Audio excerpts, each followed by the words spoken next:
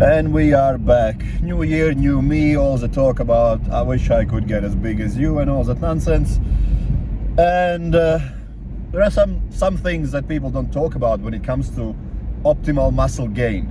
Bear in mind, I never said getting big and fat. That's easy. Don't do anything, eat McDonald's, mess up your insulin sensitivity so you can accrue as much body fat as you can, and you'll get massive. That's not rocket science. But some things you need to take in consideration. For optimal muscle growth, you'll have to eat a lot, like tons and tons and tons of food. If you're someone like myself who moves a lot, you'll probably have to eat more than people heavier than you. So I work with guys on average body weight is 130, 140 kilos, and pretty much all of them eat less than I do, because I do a slightly different style of training and my daily activities are much higher as well. Plus, I always do something that's extremely cognitively challenging, so a lot of energy gets wasted on that as well. What I mean by eating a lot, at the moment I'm around 5,500 to 6,000 calories just to maintain my body weight, and I'm not even the biggest guy. Yeah, I am around 50 kilos over what my height guy should be, but when compared to someone at high level, no, I'm definitely not the biggest.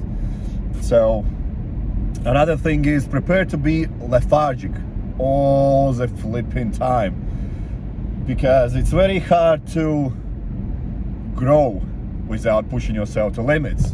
Pushing yourself to limits with training, food, sleep, all those kind of things. And if you do them actually right, a lot of times you will be so exhausted that your body will just try to shut down to recover, rebuild yourself, and be better next time you're in gym. So that brings to third point, that you'll have very little to no time to do anything else apart from eating, sleeping, training. So social life, forget about it. Everyone cries about holidays. I gained weight, I did this, I did that. I always lose weight in holidays because I start eating garbage to enjoy yourself and whatnot, and it messes up my appetite. I can't eat anywhere near as much as I could if I was eating clean all the time. This is why a lot of people try to eat a lot, then they try to refocus and try to get calories in instead of nutrients, and lo and behold, 2-3 weeks in, all they eat is just garbage, and their physique reflects that. They might have got a bit bigger, but they got bigger in all the wrong ways. Fat mess. Don't do that. So just realize the bigger you get, the harder it is to maintain that body weight, because it's not natural for human beings to be so big. It's just not. Being fat is not natural as well, but it's easier to maintain fat than to maintain muscle, because it doesn't require so much energy for your body to just hold fat on you. Next thing is number 4. Recovery takes much longer than when you were 70 kilos way through. When I was just starting out, I could train 2 or 3 times a day, every day. And I could do cycling, I could do weightlifting, I could do team sports, then go for a swim every day, and so on and so forth. So I had really good fitness background and whatnot. And lo and behold, I didn't really have money to afford any food, so I couldn't get any bigger. But when you get bigger, stronger, leaner, it takes much more damage on your body, and you need to deal with that in much more precise way. So saunas, massages, nutrition becomes even more important to be bang on point. Your hydration levels need to be always on point. And if you're not taking care of your recovery, you're gonna start losing muscle. You want it or not, you just need to accept that everything needs to be working at extreme precision. And last and probably a bit more important point than anything else is your performance in everything else not related to gym is gonna suffer. Your cognitive abilities, performance in bed, so you're gonna sleep worse. Well, that's not really what I meant, but and you have very little to no room for any mistakes.